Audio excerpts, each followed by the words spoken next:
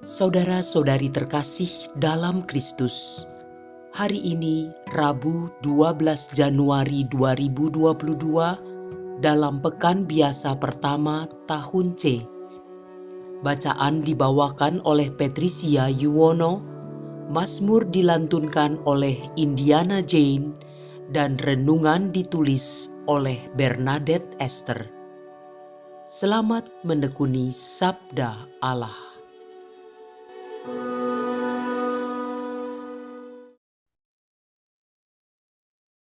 Bacaan dari kitab pertama Samuel, bab 3, ayat 1-10, dilanjutkan ayat 19-20.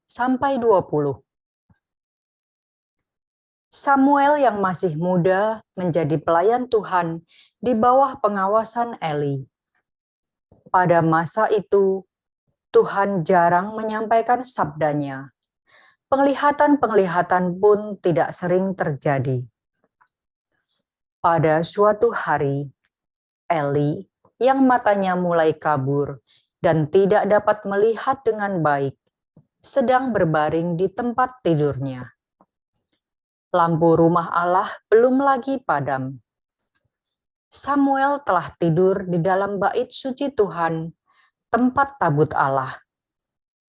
Lalu Tuhan memanggil, "Samuel, Samuel." Samuel menjawab, "Ya, Bapa." Lalu berlarilah ia kepada Eli dan berkata, "Ya Bapa, bukankah Bapa memanggil aku?" Tetapi Eli berkata, "Aku tidak memanggil, tidurlah kembali." Samuel pergi dan tidur lagi. Dan Tuhan memanggil Samuel sekali lagi. Samuel pun bangun, lalu pergi mendapatkan Eli, serta berkata, "Ya Bapa, bukankah Bapa memanggil aku?" Tetapi Eli berkata, "Aku tidak memanggil anakku, tidurlah kembali." Waktu itu Samuel belum mengenal Tuhan. Sabda Tuhan belum pernah dinyatakan kepadanya. Dan Tuhan memanggil Samuel sekali lagi untuk ketiga kalinya. Ia pun bangun, lalu pergi mendapatkan Eli serta berkata, "Ya Bapa, bukankah Bapa memanggil aku?" Lalu mengertilah Eli bahwa Tuhanlah yang memanggil anak itu. Sebab itu, berkatalah Eli kepada Samuel, "Pergilah tidur, dan apabila engkau dipanggil lagi, katakanlah, 'Bersabdalah ya Tuhan, hamba-Mu mendengarkan.'" Maka pergilah Samuel, dan tidurlah ia di tempat tidurnya. Lalu datanglah Tuhan, berdiri di sana, dan memanggil seperti yang sudah-sudah, "Samuel, Samuel." Dan Samuel menjawab, "Bersabdalah ya Tuhan, hamba-Mu mendengarkan." Samuel semakin bertambah besar, dan Tuhan menyertai dia. Tidak ada satupun dari sabda Tuhan itu yang dibiarkannya gugur. Maka taulah seluruh Israel, dari Dan sampai Beersyeba, bahwa kepada Samuel telah dipercayakan jabatan Nabi Tuhan. Demikianlah sabda Tuhan.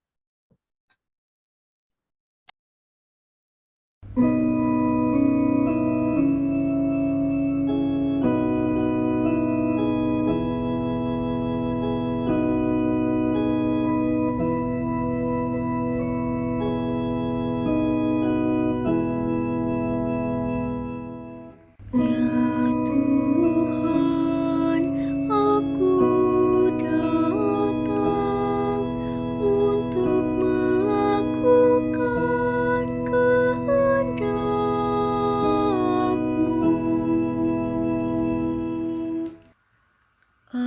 sangat menanti-nantikan Tuhan. Lalu ia menjengukku dan mendengar teriakku minta tolong.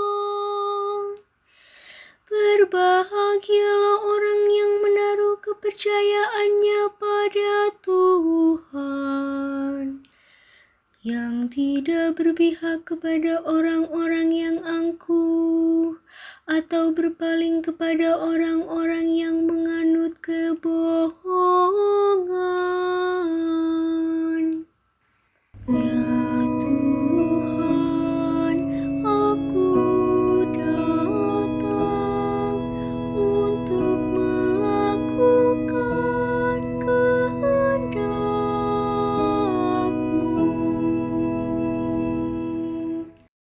Kurban dan persembahan tidak Kau inginkan, tetapi Engkau telah membuka telingaku. Kurban bakar dan kurban silih tidak Engkau tuntut. Lalu aku berkata, lihatlah Tuhan, aku datang. Ya Tuhan, aku datang untuk melakukan kehendak-Mu.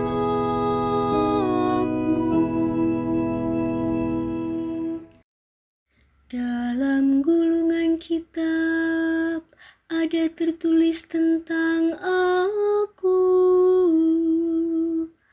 Aku senang melakukan kehendak-Mu, ya Allahku. Taurat-Mu ada di dalam dadaku. Ya Tuhan, aku datang untuk melakukan kehendak-Mu.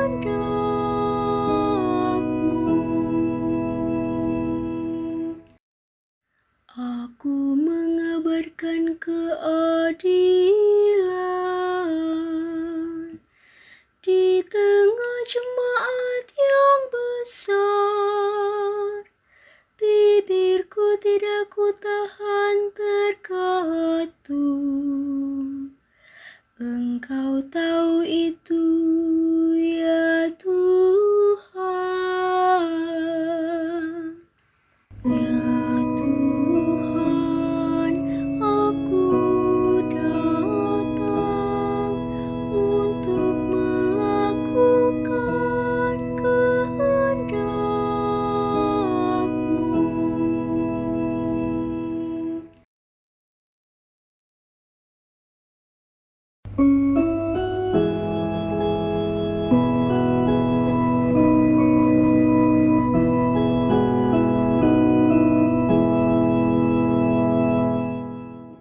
Alleluia, alleluia, alleluia.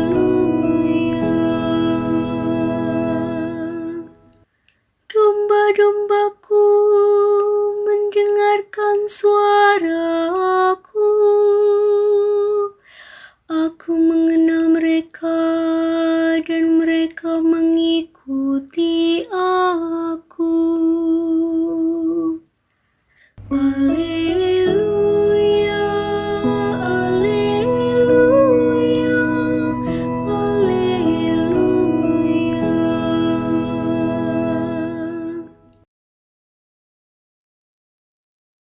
Inilah Injil suci menurut Markus bab 1 ayat 29 sampai 39. Sekeluarnya dari rumah ibadat di Kapernaum, Yesus dengan Yakobus dan Yohanes pergi ke rumah Simon dan Andreas. Ibu mertua Simon terbaring karena sakit demam. Mereka segera memberitahukan keadaannya kepada Yesus. Yesus pergi ke tempat perempuan itu, dan sambil memegang tangannya, Yesus membangunkan dia, lalu lenyaplah demamnya. Kemudian perempuan itu melayani mereka. Menjelang malam, sesudah matahari terbenam, dibawalah kepada Yesus semua orang yang menderita sakit dan yang kerasukan setan. Maka berkerumunlah seluruh penduduk kota itu di depan pintu. Ia menyembuhkan banyak orang yang menderita bermacam-macam penyakit dan mengusir banyak setan. Ia tidak memperbolehkan setan-setan itu berbicara, sebab mereka mengenal Dia. Keesokan harinya, waktu hari masih gelap, Yesus bangun dan pergi keluar. Ia pergi ke tempat yang sunyi dan berdoa di sana. Tetapi Simon dan kawan-kawannya menyusul Yesus. Waktu menemukan Yesus, mereka berkata, "Semua orang mencari Engkau." Jawab Yesus, "Marilah pergi ke tempat lain, ke kota-kota yang berdekatan, supaya di sana juga aku memberitakan Injil, karena untuk itu aku telah datang." Lalu pergilah Yesus ke seluruh Galilea dan memberitakan Injil dalam rumah-rumah ibadat mereka dan mengusir setan-setan. Demikianlah sabda Tuhan.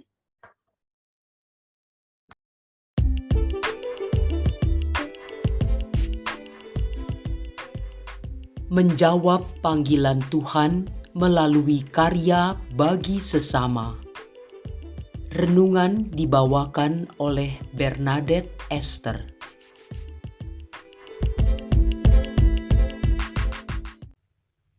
Nama Saur Marlina Manurung, yang akrab disapa Butet Manurung, lekat dengan Sekolah Rimba.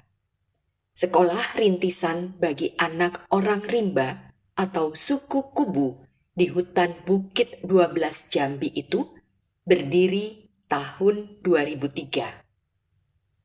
Sejak 1999, Butet memilih meninggalkan gemerlap kota untuk memberikan pendidikan bagi warga suku anak dalam di pedalaman Provinsi Jambi. Perempuan Batak yang lahir pada 21 Februari 1973 adalah antropolog muda dari sebuah lembaga swadaya masyarakat yang bergerak di bidang konservasi di Jambi dengan tugas menjadi fasilitator pendidikan pada komunitas orang rimba atau komunitas peburu peramu yang hidupnya nomaden. Butet harus berjalan kaki menembus hutan belantara untuk menemui kelompok-kelompok masyarakat dan menawarkan pendidikan. Orang rimba tak mudah percaya kepada orang terang. Orang terang, sebutan itu disematkan bagi orang yang berasal dari luar rimba karena orang terang sering datang meminta cap jempol mereka di atas surat yang tak mereka tahu apa isinya.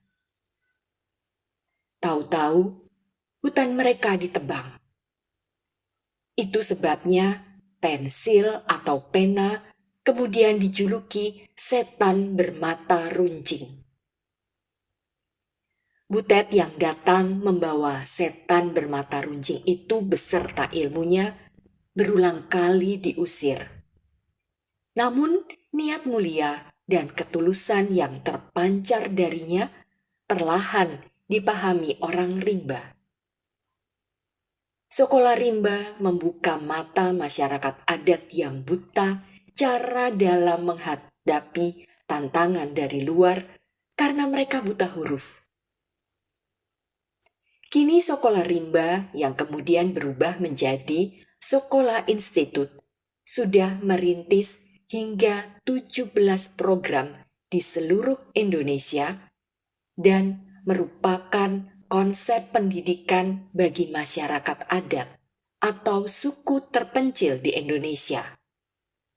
Sekolah ini memberikan manfaat kepada lebih dari 15.000 masyarakat adat untuk mengenyam pendidikan formal. Atas usahanya meningkatkan kualitas hidup masyarakat adat, Butet menerima berbagai penghargaan dari dalam dan luar negeri. Misalnya pada tahun 2004, majalah Time mendapuknya sebagai Heroes of Asia 2004. Lalu penghargaan hadiah Nobel versi Asia, Ramon Magsaysay Award, diberikan kepadanya pada 2014.